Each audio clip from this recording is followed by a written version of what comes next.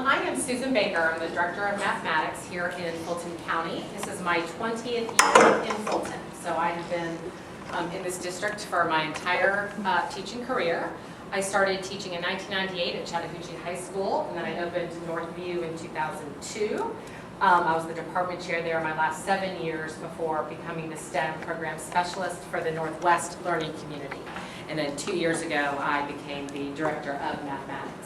You really kind of have to have been around Fulton for a while to really get a firm grasp on how the pathway works in math because of a very unique board policy we have called continuous achievement. So I do want to add my buddy over here, Amy. She is just going to holler in at various times if there's something I need to specifically talk about when I'm there, if it comes to your mind. Perfect.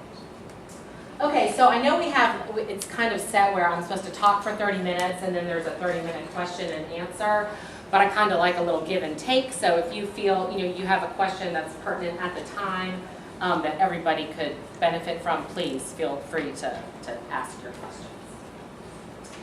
So this is just kind of telling you, so as we move forward with our strategic plan 2022, all of the academic pieces are falling under the student achievement pillar. And we actually have 3 goals listed specifically on our 2022 strategic plan related to mathematics. The first one is that 65% of our students will fall, I believe, within the 50th percentile on the Iowa in grade 8 in all content areas. And then the 10th grade score for the PSAT, our 10th graders will reach the readiness mark on the PSAT in ELA and mathematics based on the 10th grade benchmark. And 87% of our 9th grade students will pass 5 of 6 courses, one of them specifically being Algebra 1. So there is a spotlight kind of being focused on mathematics as we go forward, particularly that preparation for Algebra 1. For those of you who have older kids, you may know that Algebra 1 truly is the gateway course to success in future academics. So we are really looking for students to pass it on the first try, because that is showing statistically that is where students have the best chance of success going forward. Okay, so something that's unique to Fulton is what we have a policy called continuous achievement. Our school board firmly believes that the age you are should not necessarily dictate whether you are able to accelerate.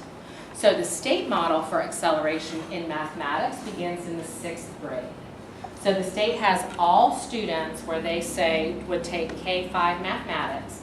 Then students that are showing promise, they could take a 3-semester course in 6th grade, a 3-semester course in 7th grade, and then begin Algebra 1 in the 8th grade. Okay? What Fulton has done is taken that and said, we definitely agree with that, but we also agree we have students, K-5, who are able to accelerate when they are ready, and we do not want to make them sit through an entire year of mathematics if they are able to move forward. If they are able to move forward, we want to provide them the opportunity to do so. Okay? So this policy is unique to Fulton in ELA and mathematics only. Those are the 2 content areas, K-5, where we allow acceleration. Any questions on that? Sir? 3 semester a year? In 6th grade, yes. Because the Spring and fall? right, so it would be like 6th grade, it would be all of 6th grade and half of 7th, first semester of 7th. And then in the 7th grade year, it would be the 2nd semester of 7th and all of 8th. So then you would begin your high school career in 8th grade with the 9th grade course. And that's kind of on this chart here, which we'll get to in a second. So this right here, the terminology can be confusing. Okay, so I want to be very clear and take time to explain the terminology that we use for the 3 achievement levels. Okay, first is on level. This is the curriculum, the state curriculum that we say every third grader, every fourth grader, every fifth grader should be experiencing to continue for mathematical success, okay, on level. Then we have what we term advanced, okay? Now, when you hear advanced, advanced sometimes takes different models. For some definitions of advanced, it is the content, grade level content, plus enrichment, okay? That is not this model, okay? What we really have is 1 semester accelerated and 2 or more semesters accelerated, okay? So for our advanced curriculum, it consists of the second semester standards assigned for the student's grade level and the first semester standards of the next grade level. Okay, and we'll talk a little bit further. I want to make sure everybody's clear on that and why. And then we have the accelerated level, which is 1 or more years ahead of your age grade. Okay, so why this model? So in 2008, when we really started digging into the data on continuous achievement, at that point it was just enrichment. Okay, so if a student was in third grade advanced, okay, it was that students would have the third grade curriculum, but it would be taught at a deeper level. Okay, in looking at how that was being implemented, we were struggling to find consistency across the district for implementation of an enrichment model. So some schools were taking it, you know, to very, very high levels, and others might have just been adding a few extra things here and there. So we needed to put a standard in place for what the advanced curriculum was going to look like. In looking at where we want to get our students long-term, our on-level pathway ends senior year at pre-calculus, okay? So we have a large number of families that would like their student, if they are able and show skill, to be able to take calculus as a senior in high school. So in looking at the end goal, we decided to do 1 semester accelerated to then move the students forward. This is very easy to monitor and implement because there's a set of standards specifically for second semester and first semester, and it's easy to track progress of kids. Questions on this? Yes? Do you have to have a certain amount of children to have an advanced class in like K through 5? Do you have to have the 20 or 25 required? No. So each school, the implementation at the school level is done, you know, by the school, but we have specific testing procedures in place, and if students qualify, then they are served. It can happen in various models. We have some classrooms that have 15 kids in one level in there and 5 in a second level in there. So there are mixed model classrooms. Okay, thank you for bringing that up. So our board also has a policy that says you can have 2 levels in an elementary classroom. So you might have a third grade on level and a third grade advanced class in the same class. Okay, so some students will be engaging with, you know, second semester content skills, and others will be engaging in first. So teachers have been working and are well versed in how to serve all students in those models. Sir? Is that true for 6th grade? It is not. 6th grade is a different model, so we'll talk to that when we get there. Okay. Yes, absolutely. Probably jumping ahead to that same question, but at what, and I'm sure gonna go over this, I've actually Yes. seen this before. Uh-huh. With my older child. Yep. At what point, if in elementary school, Mm-hmm. they are in accelerated, Mhm. what's the cutoff point to say, is it 4th grade, is it 5th grade, where they decide they are a full year ahead, or they are in this, I'm assuming advanced is where you're So there's deciding? never a cutoff, because every year, if you qualify for assessment, then you are assessed to accelerate. So you have to look at where the student is, what else they're doing, okay, and then look at performance there. So we'll come back to that when we get to the 6th grade. Okay. Because the pressure from 6th grade Mhm. is for that to be determined earlier. Okay. I can speak to that, so. Okay, sure. Okay, so here's what we use for placing guidelines for K-5 at 18 and 36 weeks. Okay, so you start the year, okay? And you're going along and you're doing well, okay? In December at 18 weeks, okay, we look at these things, okay? So for K-5, if your unit assessments, now be very clear here, these are assessment items. This isn't participation, it isn't homework, it isn't projects, it is how you test, okay? If your assessment average is 85% or higher, okay, and you've got satisfactories on your report card and a teacher recommendation, and then for 2 through 5, 90% average or higher, now we are going to consider, here's the key word, consider you for acceleration, okay? I also want to be very transparent. We do not tell you this, okay, on purpose. We don't want you trying to prep your kid to take an assessment over the next semester's content, okay? Conversations about placement can happen after the fact, but we want a true piece of data to talk about on whether we feel like your student is able to move forward. Okay, what does this test consist of? Okay, it consists of the standards for the next semester.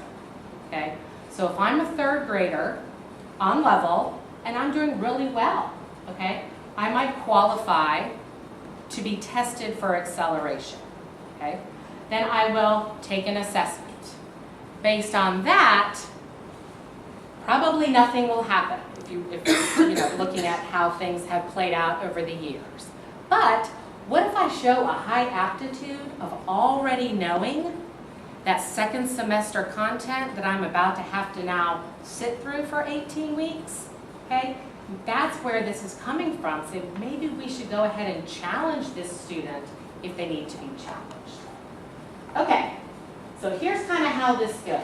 So the student receives, and so on your test, I qualify, I meet the initial criterion for consideration. I take the assessment, okay, and I receive an 80 or higher, or a 70 with a teacher recommendation on this assessment, okay, then I will be given the next semester's diagnostic placement assessment, okay. We are looking to meet the child where they are going to be challenged by mathematics. Now, with all of this being said, you as parents can say thank you, no thank you. My child is doing just fine in the class that they are in. They are in dance, baseball, umpteen other things. They're good at math, but maybe that's not where their passion is, okay?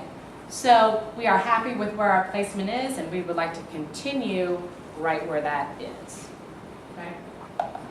So we will continue this process until the student does not score high enough for to be considered for acceleration. So let's say I qualify to be looked at, I take the test, I make a 25%, okay? You will probably never even hear that happened, okay? Because they met the criterion, but we would not certainly feel comfortable moving a student ahead. And let's be clear what we're saying. We're saying if we accelerate them, they are going to miss direct instruction on all of those standards, okay? Because we're saying they are already showing mastery, so we're not going to make them sit through a semester that they already know how to do, okay?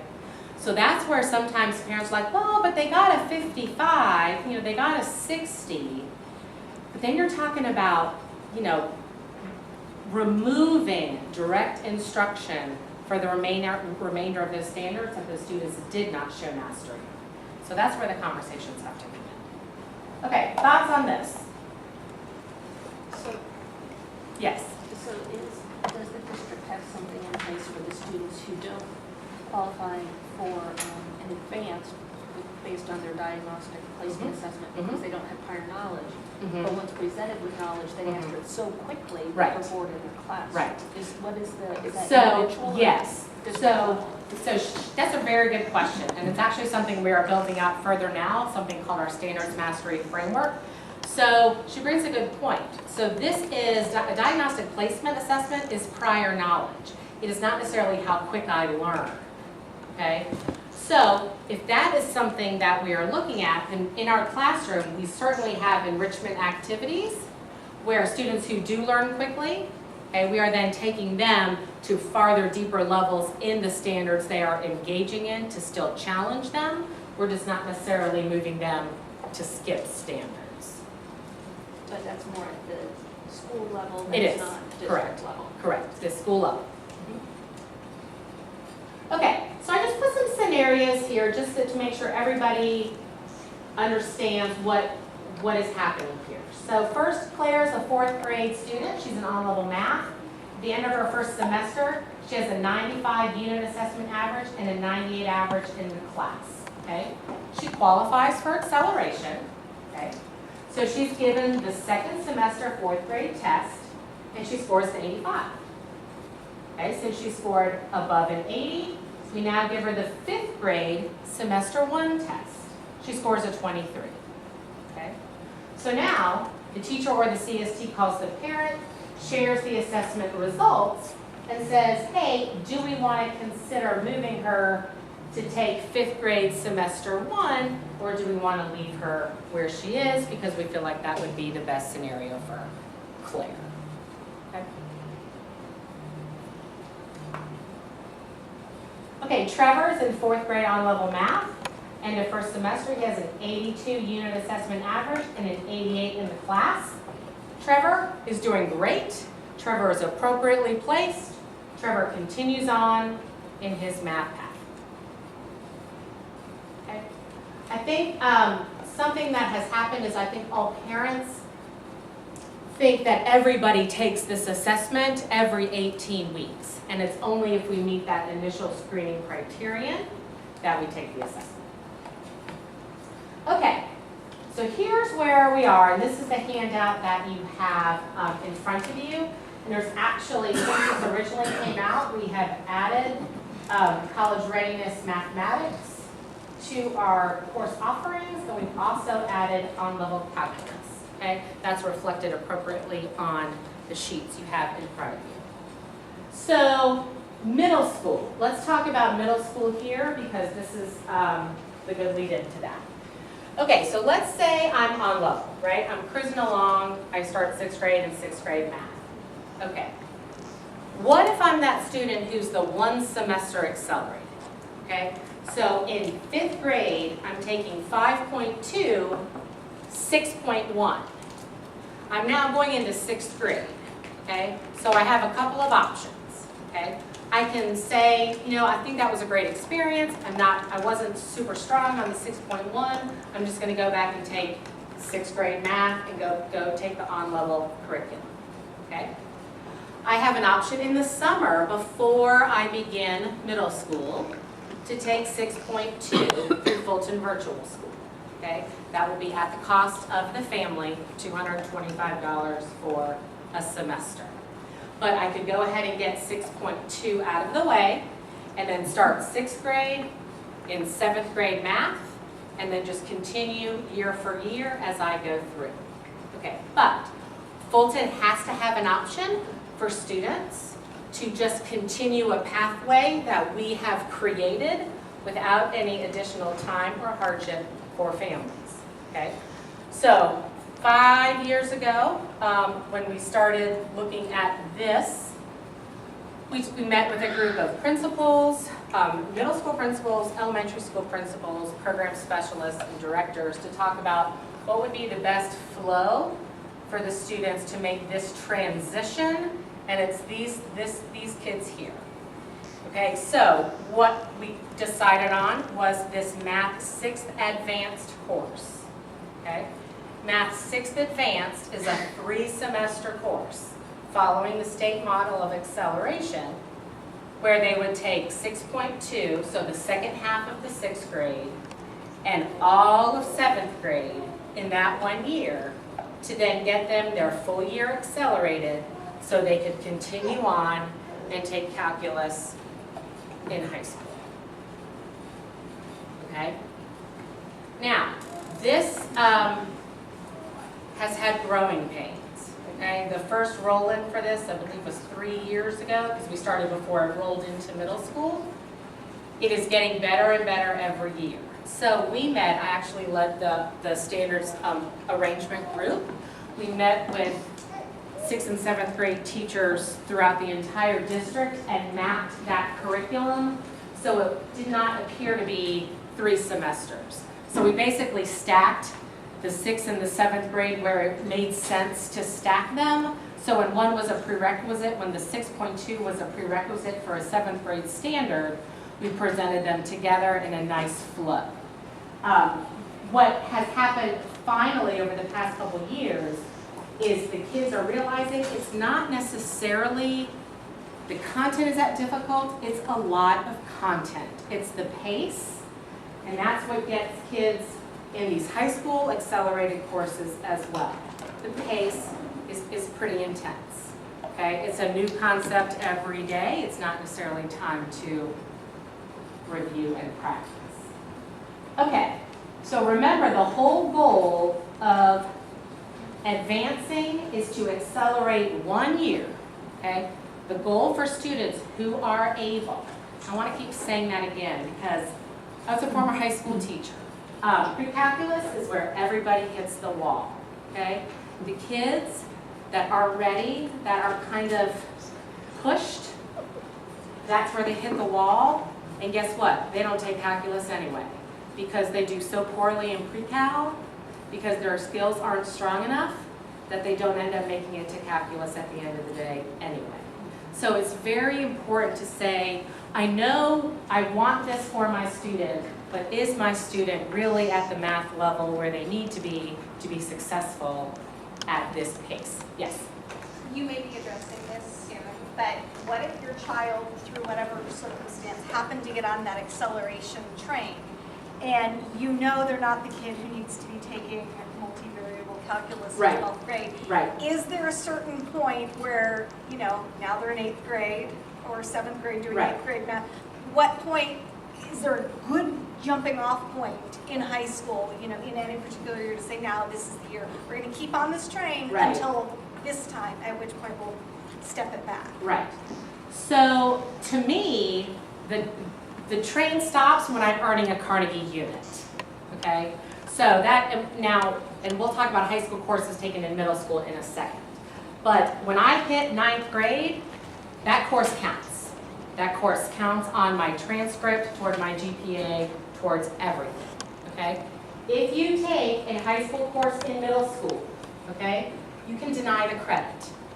You can deny the credit, but you have to retake the course. So I can't say, ooh, 8th grade, I made a 75 in Algebra 1, I'm going to deny that credit, but still go on to geometry. No. If you deny the credit, you take the course again in the 9th grade. At that point, it is permanent, it is real. If it's worse than the 8th grade score, then it's worse than the 8th grade score, okay?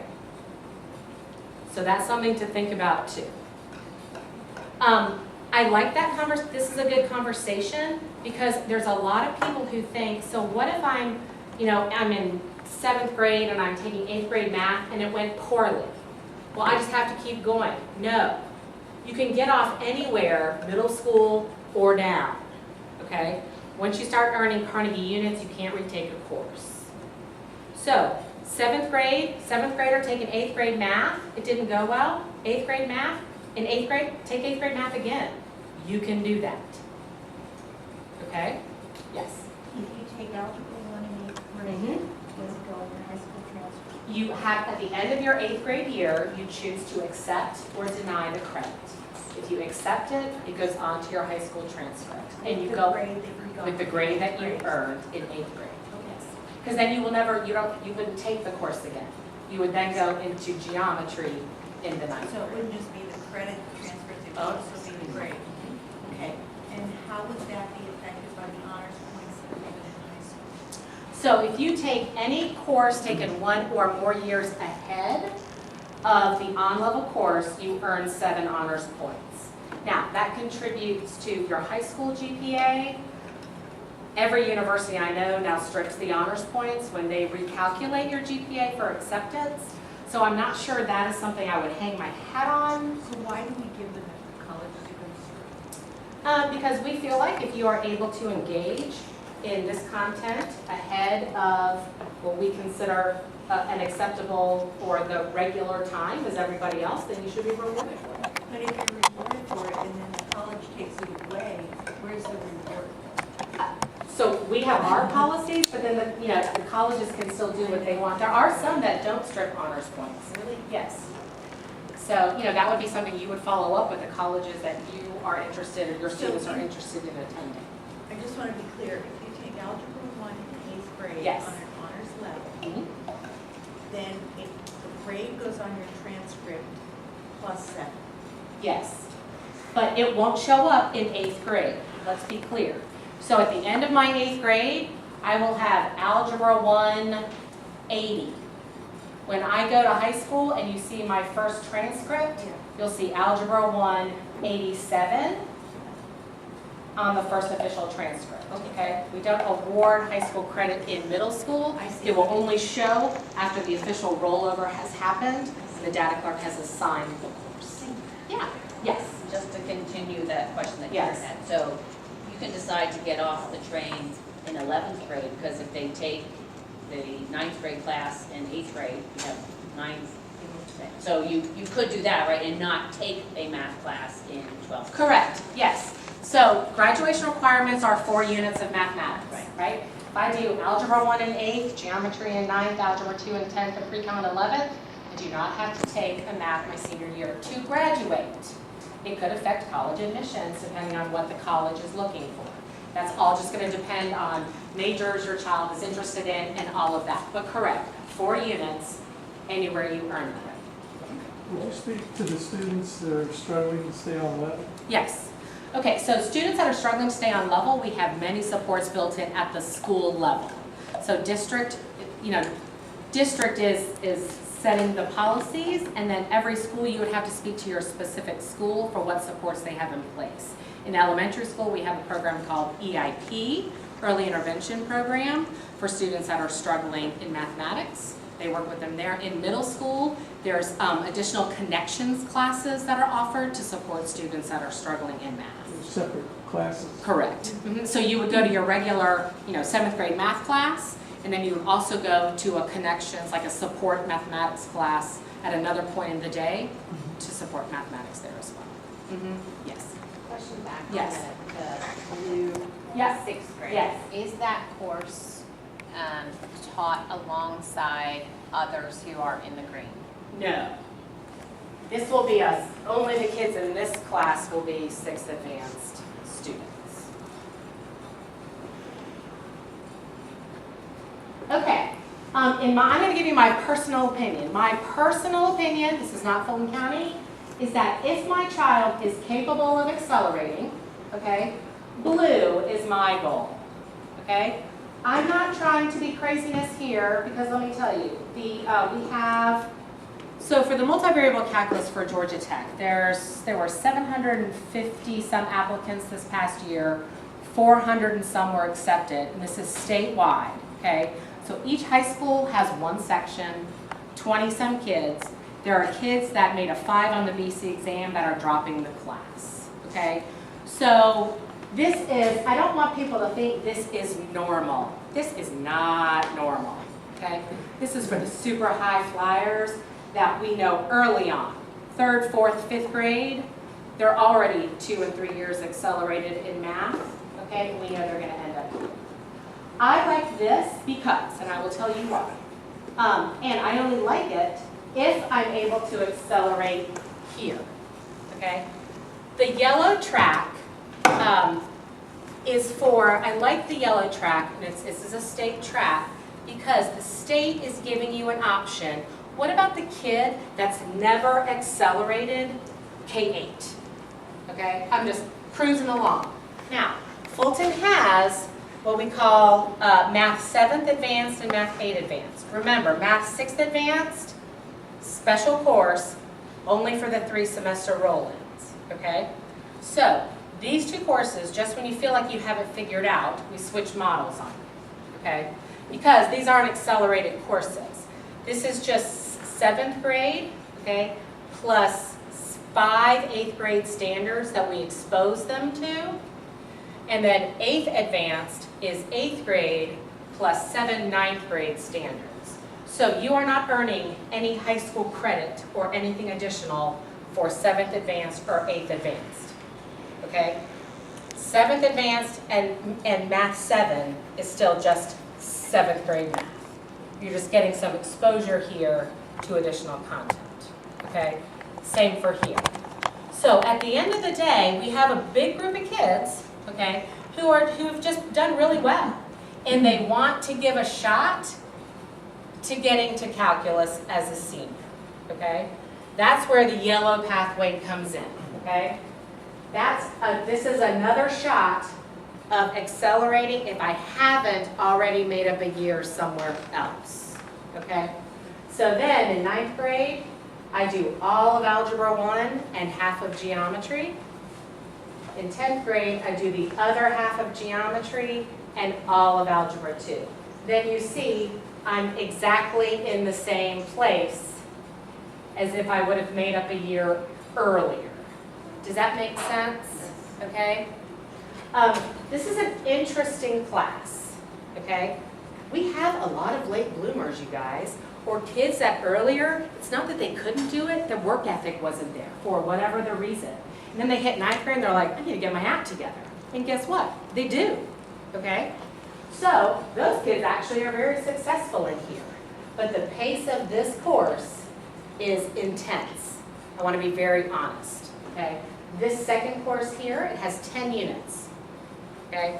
It is constant, okay? So if you've got a student who's gone through the advanced track and they meet the placement requirements, and your schools all have those, and they should be able to share them with you, I want to say it's a 95 or higher. I would definitely go for it, okay? But be aware that this is going to be intense, okay? Those first 2 years are intense. Then it goes back to just a year of content and a year of content, okay? Something nice that we started last year was the on-level calculus, the non-AP. We had a large, we've been fighting this battle probably for 8 years. People fall on different sides of it, schools and parents. Some schools say, we don't want to offer on-level calculus. We want everybody to go into AB. We don't care what the score is. We want them to have the experience of taking an AP course, okay?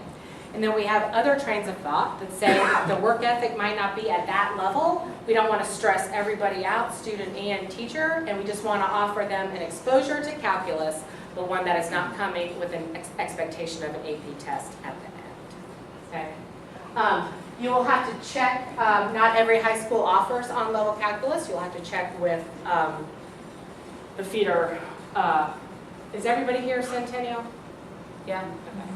I think Centennial offers it, so that's an option for everybody. Questions or thoughts on this? Yes? What would be the advantage in 11th grade of taking accelerated pre-cal versus honors? I mean, Okay, both that's an honors. excellent question. So this right here, and we're actually kind of in some conversations to just change the name so they're the same course. Okay. Here's the difference. When you take Algebra 1, Geometry, and Algebra 2, these 3 contents, okay, it's a lot of content. These 3 courses are the same content as these, so these 2 courses are the same content as these 3 courses, right? So this course was so heavy. I sat on the state revision committee when we went to the discrete pathway from integrated. So this course was so heavy, we said, let's pull one of those semesters and move it to this course. The difference in these 2 courses is 1 unit that these kids have already had. So anybody on this path could take, these are really interchangeable courses. So I don't want you to think one is better than the other. It's just a matter of what content has been covered. They're both leading to the same. Exactly. Yeah, see, same end place. Exactly. Yes? So there was no conversation about taking in 8th grade those Algebra 1 students that maybe didn't do as well, and letting them do in 9th grade the accelerated algebra 1 and geometry. We have a ton of kids that do that, and I think that's an interesting way to There's no look at arrow it. there. Uh-huh. So, well, and we are assuming here everyone takes the credit. Otherwise, we'd have arrows going all over the world, okay? So the question was, if I'm in 8th grade, I took Algebra 1 in 8th grade, did okay, but maybe not where I want that grade fully on my transcript, okay? Do kids come back in the 9th grade and take accelerated Algebra 1 Geometry A? Yes, they do, okay? So depending on your mindset and the strength of your student, some parents they could care less what the Algebra 1 grade is in the 8th grade. They just want the exposure for their kid of the content, and then they're going to put them in the accelerated course in the 9th grade.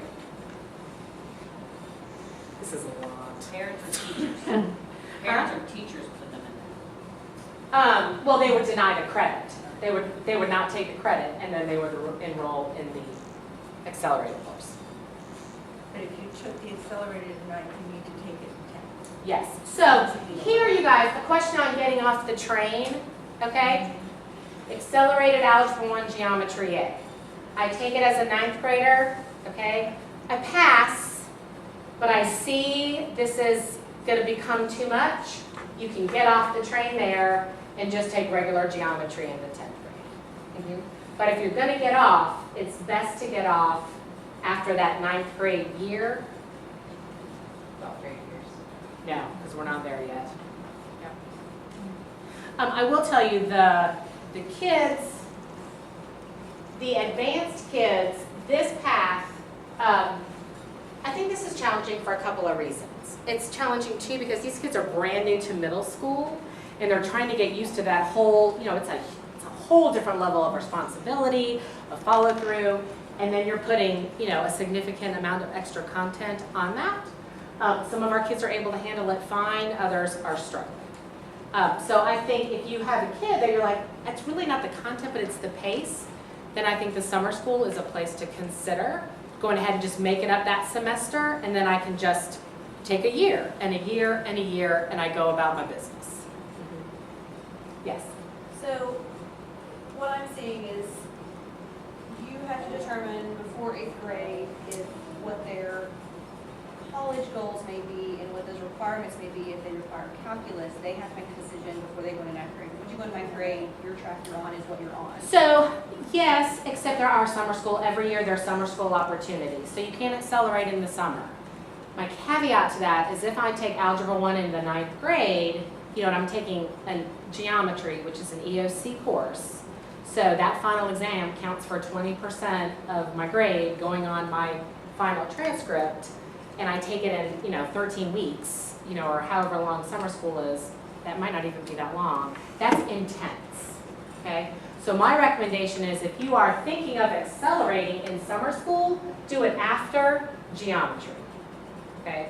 Because I want my EOC courses to be strong, and I want to have a really solid background on those.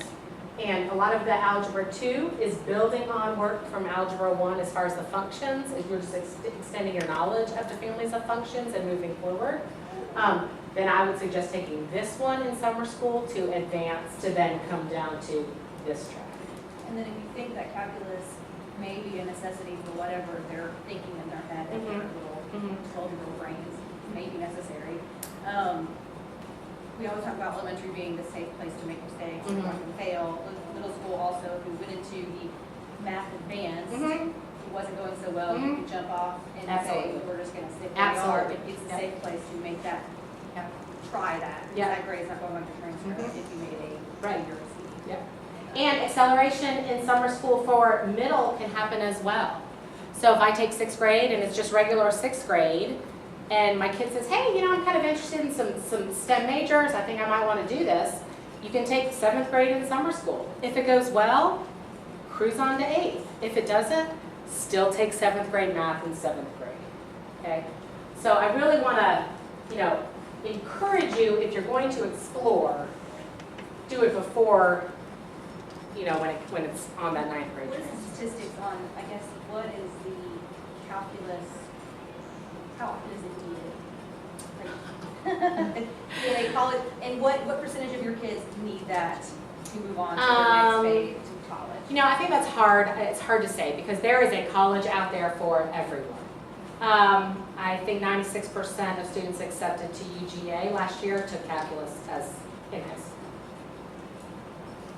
But there is a college out there for everyone. Yes. Some pink blue questions here. Yeah. So if you're in pink right now, Mhm. and in, so in 8th grade, Yeah. does half of the grade of algebra and half the other year determine, or what drives your final algebra grade given that it's... Okay, so these right here, so the split courses, you guys, so in the 9th grade year, that's a great question. When you take the accelerated Algebra 1 Geometry A, you take the end of course assessment for Algebra 1, okay? So then in 10th grade, you take the second half of geometry and all of Algebra 2, you take the end of course for geometry.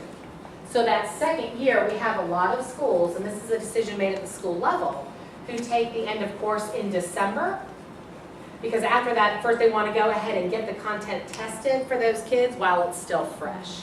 And then they just go ahead and do Algebra 2 for the remainder of the year.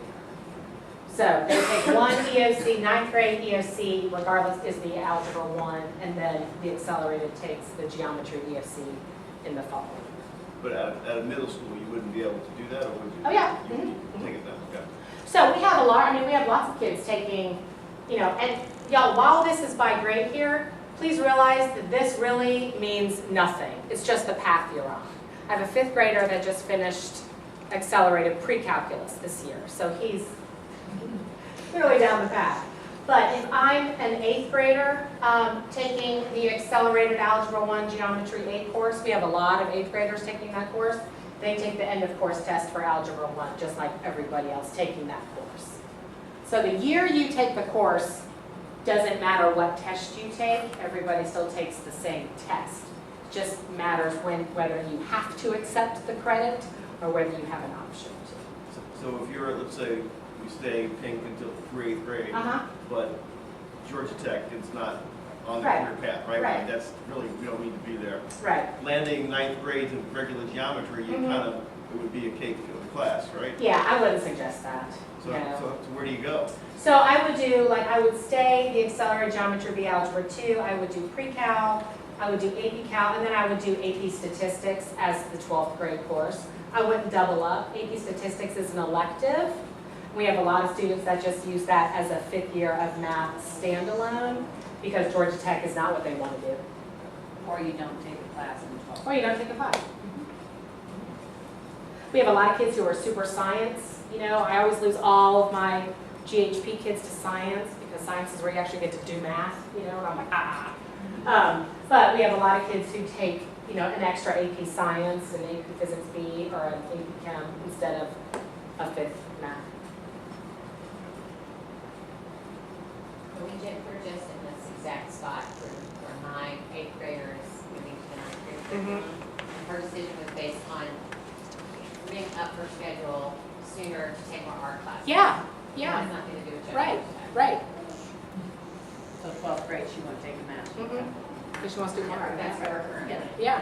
She wants to take photography, which you have to have testing. Yeah, so much plays into it, Yeah. yeah.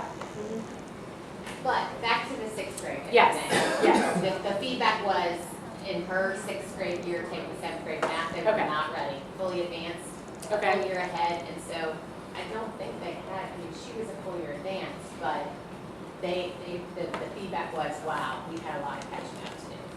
So that's my concern for the 2 that I have coming along following in her footsteps is, should we be, I mean, to your point, Mhm. never coach to the test, right? Right, But should right. I be pushing her sooner? Or should I mean, because I just don't know that they were, anything that she got ahead, she had to make up when she got there, even though she was a full year ahead. Like, Right. Because the other schools feeding in were not as ready as the Hillside students were. Right. See, so that's kind of a build, you know, it's a Yeah. grassroots level situation that I think schools deal with, and they look at, you know, the kids that are placed in there and they support accordingly. I will say that a lot more discussions are happening between elementary teachers and middle school teachers now than when this first started, as well as middle school to high school.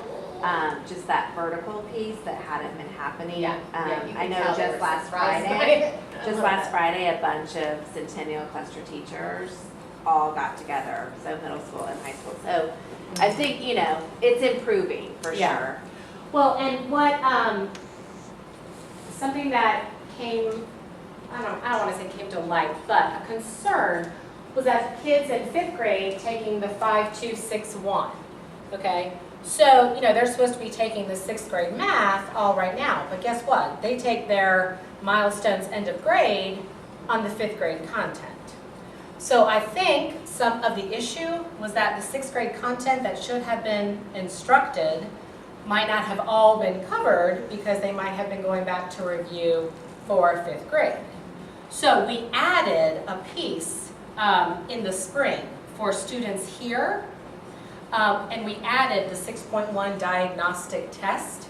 So if your student is in the 5-2-6-1, they're going to take that diagnostic placement test over 6-1 in May.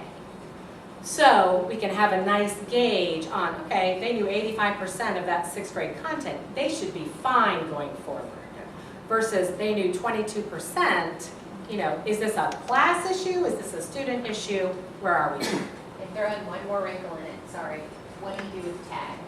They're just, whatever track they're on, Right. they just are in with the high certified teacher? Correct, yes. So does that exist in the yellow? So tag in middle school, I believe, is science and like math, yeah, science and social studies. But that was. Tag is like going to high school, it doesn't matter as far as your math placement goes, tag or not. Right, but my understanding is that in middle school, regardless of the subject matter, they still are taught by a tag certified teacher. You'd have to, I can't speak for every building, that would be Yeah, a and it building level differs. conversation. I mean, just looking at the Yeah. middle schools around here, Yeah. it's definitely Yeah. differs between buildings. Because a lot of it has to do with the FTE, the funding, so it's how they determine their schedule, whether, you know, a lot of schools want to max out that funding, because they're getting, you know, 1.5 times, I mean, there's all these calculations, but they get more money if they serve the tag students with the tag teacher. So there are schools that do have an ELA tag option for, yeah. And then this, I feel like we've probably talked about this pretty well, but for those transition kids, it would be the summer before 6th grade to take that second semester of 6th grade, and then they would just take 7th on level or advanced, 8th on level or advanced, then they would continue on with their regular pathway. They could take that 6th advanced course, right? And then they would go here. We don't necessarily show this because this is a path showing successful completion. If this goes poorly, what can I do? 7th grade math the next year, right? Okay? This turned out to be a bit much for me. I'm just going to go back and take the regular on-level path. Okay? Or at the end of the 5-2-6-1, maybe I didn't test so well on my 6-1 diagnostic. Maybe I realize, you know, that I want to make sure I have a nice solid background going into that pre-calculus as a senior. So I want to just go back and do regular 6th grade math.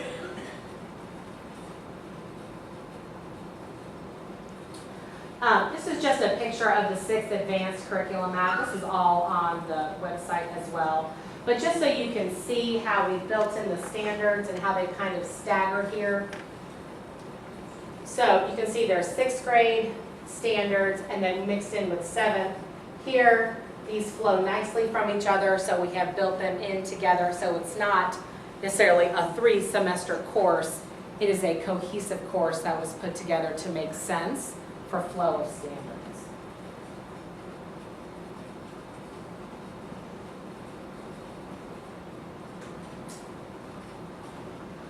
So this was just something we added in just to kind of think about what's best for your kids. You know, what are your child's strengths? Do they like math? Do they seek opportunities outside of the classroom to engage in mathematics? do I see a possible career for my child in a STEM field? What opportunities do I desire for my child in high school? And are they showing high academic potential in math? Our on-level curriculum is rigorous, okay? So to move beyond the on-level curriculum, it's not everybody, okay? So we want to make sure we meet all of our students, but our on-level is rigorous and they are prepared when they leave in 12th grade to begin calculus in college.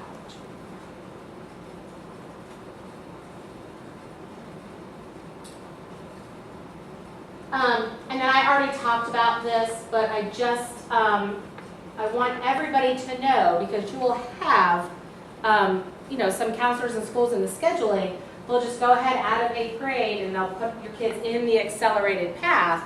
Make sure you understand that accelerated path is that 3-semester course in high school, okay? So it's just important to keep that in mind. And again, 4 Carnegie units, okay? That could happen in 7th, 8th, 9th, and 10th. We would certainly suggest they continue math, but at the end of the day, 4 credits for graduation. Yep. I have a first grader. Yes. When the planning process comes, I know when I sat down all those years ago, the Yeah. guidance counselor, it was myself and the guidance counselor. Right. So are the parents involved in that process at all, given all high school, or? Oh, in going into high school, absolutely. So in 8th grade, I believe there's, the schedule comes out, and I don't have an 8th grader, so I don't know, and I think every school has their own process for how the scheduling happens for the transition. But there's multiple times when you see the courses that your student is signed up for that come back. Okay. Centennial also sponsors parent nights, like they'll have a freshman night, a junior night, et cetera. Oh, that's And they'll good. kind of walk you through, I've just been through this twice already. Yeah. And so that also is a big help. And you can talk to other parents that are kind of in the same boat. And same for the middle school. I mean, Okay. upcoming, rising 6th grade meetings for all the middle schools around here. And that same, draft schedule comes home, parents have to sign off on it. Got it, okay. But we just encourage you guys to keep that conversation with the counselor, with the, the current math teachers, just so you have a good pulse of where your child is, and where the best fit is going to be. And like Susan said earlier, just because they, have qualified for something, does that not necessarily mean that that's the best placement for your student? So don't feel the pressure, the North Fulton pressure that they have to go, go, go. It might not be the best thing for your kid. Yes? But is there like a measure, because that's what I was just trying to think. I Okay. was the woman that asked about, do you have data to show how they do? Yes. But I guess I go to elementary school, like, is there a measurement that shows the kids just let them stay on level and then they get to 6th grade and they're very successful? I think we all get caught up in that, like, moving forward, pushing forward. Are there Right. incentives to the school to have accelerated classes? So there's no I feel like so much is like pushed on these kids. Sometimes it's hard to get out of the current Yeah. and to take your child out, even though that's the best for them and their confidence. So, Right. I know it's true. And so you gotta do this and you're like, oh, maybe my child isn't a math, like he can do Right. it, but maybe. Or maybe he just can't today. Correct. And that's what people realize, guys, this happens every 18 and 36 weeks, their whole elementary career, right? So 2nd grade December, I'm not tested, right? 3rd grade December, maybe I might be tested. So this is not a one-shot deal on when you can, possibly show, because we don't want it to be just, now or never. It's when they are showing the maturity and the mathematical background to do it. I think some teachers are being asked to take a group and try to accelerate them, and then these kids are getting C's, and they're like, why am I getting a Right. C? It's hard Right. when you're grading them when they're in 2nd grade also. Right. So I hear you. I just didn't know what other measurements you have from elementary school, like the success of these kids when they just stay on level and learn as they're.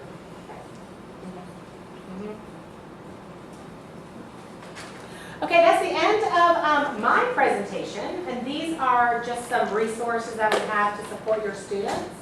Currently, our adaptive software for elementary school is Redbird Mathematics. We are actually, that relationship is ending April 30th, and we will be pending board approval, starting with iReady Mathematics for next school year. So your students are using iReady in 3rd, 4th, and 5th grade to support their reading instruction here. So we're also going to stick with the same company to support their math as an additional software piece. So hopefully, the hope is that with the same platform, teachers will feel confident and they'll really start using that software piece as an additional teaching tool in the classroom. Is that just elementary level? It's K-8, so yeah, it's going through middle school. And then for our high school courses, we have Alex, which is the McGraw-Hill adaptive product. It's embedded into our Algebra 1, Geometry, Algebra 2, and Pre-Cal courses. So like Redbird was adaptive, so that did not include like a mathematics piece, so is the iReady? It does. So iReady actually has the ability to assign content where Redbird did not. So the island is kind of like that, you can take through. Right. So with iReady, you take the assessment and then it places you and you go, but you also have the ability to specifically assign stuff to students. So there's a strong RTI piece that responds to intervention. So when students are showing that they're struggling on certain skills, that tool can be used for targeted instruction.